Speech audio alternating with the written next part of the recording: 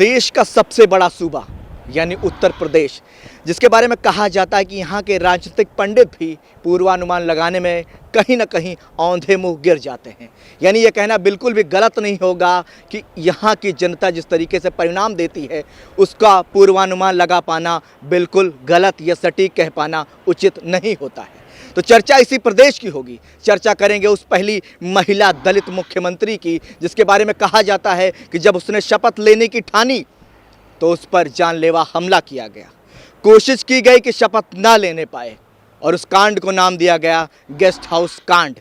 लेकिन चर्चा होगी इससे इतर, चर्चा होगी इस गेस्ट हाउस कांड में उस नेत्री की मदद करने वाले नेता की।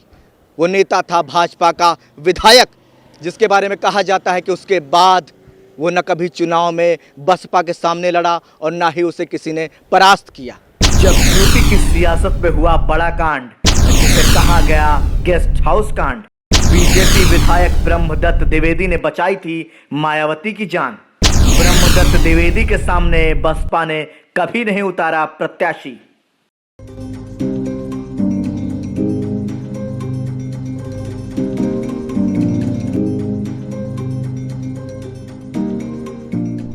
उत्तर प्रदेश एक ऐसा प्रदेश जहां की सियासत महज सूबे तक सीमित नहीं रहती, क्योंकि इस प्रदेश के घटनाक्रम से देश की शीर्षस्थ गद्दी तक हिल जाती है। देश के सबसे बड़े सूबे में वैसे तो एक दो नहीं बल्कि दर्जन भर राजनीतिक पुरोधा रहे हैं, जिनके एक सियासी हुक्म ने न जाने कितनी सरकारों का हुक्का पानी बंद कर दिया।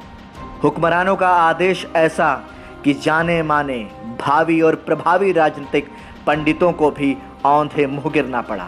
तो अब बात को ज्यादा घुमाते नहीं हैं, शुरू करते हैं आज की नई पटकथा को।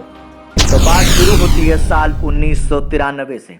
दरअसल बात साल 1993 की है, जब बीजेपी को उत्तर प्रदेश की सत्ता से बेदखल करने के लिए तत्कालीन समाजवादी पार्टी के मुखिया और अपनी सियासी जमीन तलाश रहे मुलायम सिंह यादव और काशीराम ने हाथ मिला लिए थे और नारा दिया था, मिले मुलायम काशीराम, हवा में उड़ गए जय श्री राम। उस वक्त यूपी विधानसभा में कुल 422 सीटें थीं। मुलायम सिंह यादव की नई नवेली पार्टी यानी समाजवादी पार्टी ने 256 सीटों पर और बहुजन समाज पार्टी ने 164 सीटों पर उम्मीदवार उतारे थे। चुनावों के बाद जब परिणाम आए तो सपा को 109 सीटें मिली और बसपा के खाते में गई 67 सीटें। अब चुनाव के बाद सबसे बड़ी पार्टी बनी समाजवादी पार्टी, तो मौका भी उन्हीं को मिलना था और हुआ भी ऐसा ही। कई बैठकों के बाद फैसला ले लिया गया और मुलायम सिंह यादव 5 दिसंबर साल 1993 को दूसरी बार राज्य के मुख्यमंत्री बनते हैं। करीब 1.5 साल तक सरकार ठीक तरह से चलती रही, लेकिन मायावती और मुलायम के बीच धीरे धीरे मतभेद गहराने लगे।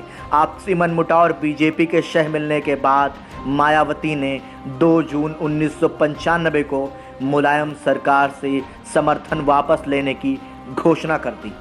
इस बात से मुलायम सिंह यादव की गठबंधन वाली सरकार अल्पमत में आ गई। ये बात जब सपा सुप्रीमो मुलायम सिंह यादव तक पहुंची तो तत्कालीन मुख्यमंत्री मुलायम सिंह यादव भड़क गए और मामला इतना बढ़ गया कि इससे खपा सपा के कार्यकर्ताओं और विधायकों ने लखनऊ के मीराबाई रोड स्थित सरकारी गेस्ट हाउस पर धावा बोल दिया। दरअसल उसी गेस्ट हाउस के कमरा नंबर 1 में मायावती ठहरी हुई थी। उस वक्त मायावती अपने विधायकों के साथ बैठक कर रही थी, तभी सपा समर्थकों ने वहां धावा बोल दिया। मायावती के कपड़े तक फाड़ दिए गए। मायावती की जिंदगी पर आधारित किताब बहन जी के लेखक जय बोस ने लिखा कि सपा समर्थित गुंडों ने कमरे में बंद करके मायावती को मारा पीटा था और कपड़े तक फाड़ दिए थे। उस कमरे के बाहर कई सपा समर्थक जमा थे। तभी भाजपा के दबंग विधायक ब्रह्मदत्त द्विवेदी यहां आ पहुंचते हैं। किताब में बताया गया कि ब्रह्मदत्त द्विवेदी ने तब अपनी जान पर खेलकर न सिर्फ उनकी इज्जत बचाई बल्कि जान भी बचाई थी। द्विवेदी ने तब हिम्मत कर सपा कार्यकर्ताओं को गेस्ट हाउस कमरा नंबर 1 से धक्का देकर बाहर निकालकर दरवाज़ा बंद कर लिया था। इस कांड को यूपी की सियासत में गेस्ट हाउस कांड नाम से आज भी जाना जाता है। इस हादसे से मायावती सहम गई थी। बसपा सुप्रीमो मायावती ने भाजपा विधायक ब्रह्मदत्त द्विवेदी को तब से अपना बड़ा भाई बना लिया। मायावती ने उसके बाद से कभी भी उनके खिलाफ कोई उम्मीदवार मैदान में नहीं उतारा। यहाँ तक कि मायावती जिस बीजेपी का राज्य भर में विरोध करती, उसी बीजेपी के लिए फर्रुखाबाद सीट पर वोट मांगती थी, क्योंकि ब्रह्मदत्त द्विवेदी फर्रुखाबाद से चुनाव लड़ते थे।